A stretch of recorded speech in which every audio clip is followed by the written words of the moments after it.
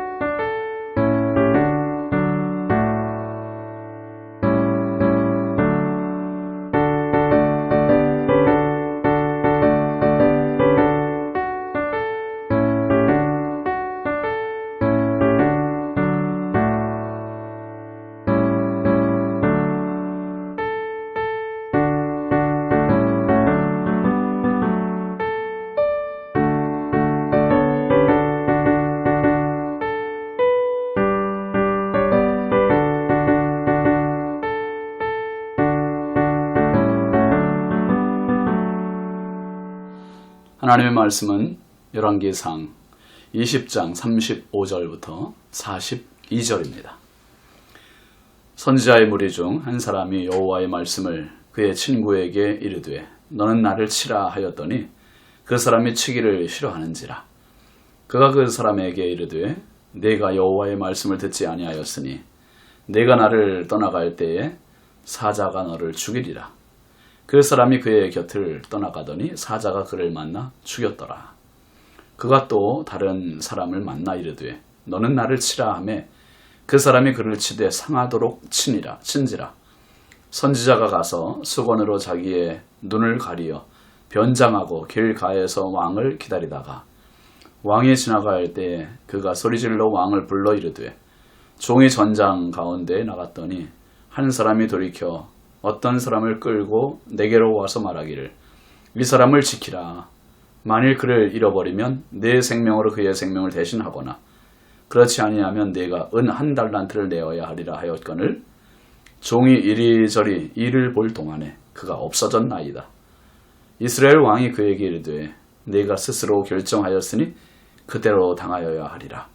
그가 급히 자기의 눈을 가린 수건을 벗으니 이스라엘 왕이 그는 선지자 중에 한 사람인 줄을 알아본지라.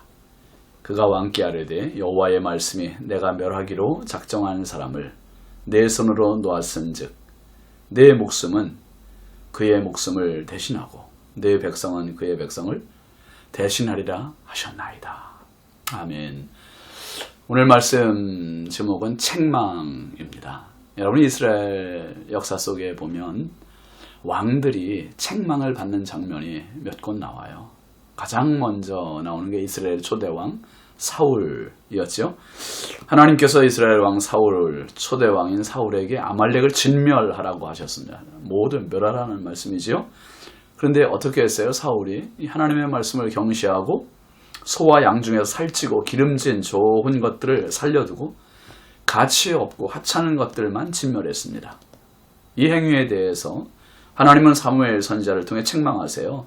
사무엘상 15장 19절 말씀 보면 어찌하여 왕이 여호와의 목소리를 청종하지 아니하고 탈취하기에만 급하여 여호와께서 악하게 여기시는 일을 행하였나이까. 이 일 때문에 사울이 하나님으로부터 버림받잖아요. 그리고 두 번째 왕인 다윗, 그 유명한 밧세바 사건입니다. 밧세바를 범하고 다윗은 나름 완전 범죄라고 생각을 했죠. 그런데 하나님은 다 보고 계셨고 알고 계셨어요. 나단 선지자를 보내시어 심한 책망을 하시는데 나단 선지자가 바로 그 사건에 대한 책망을 하지 않지요. 비유를 들어서 설명을 합니다. 나단은 부자와 가난한 자의 비유를 들어서 다윗을 빗대어 설명을 이어가지만 다윗이 눈치를 채지 못합니다. 그러면서 나단 선지자가 부자가 손님 대접을 위해 가난한 사람의 자식과 같은 양 새끼를 빼앗아다가 그 온 손님을 대접했다. 그렇게 설명을 해요.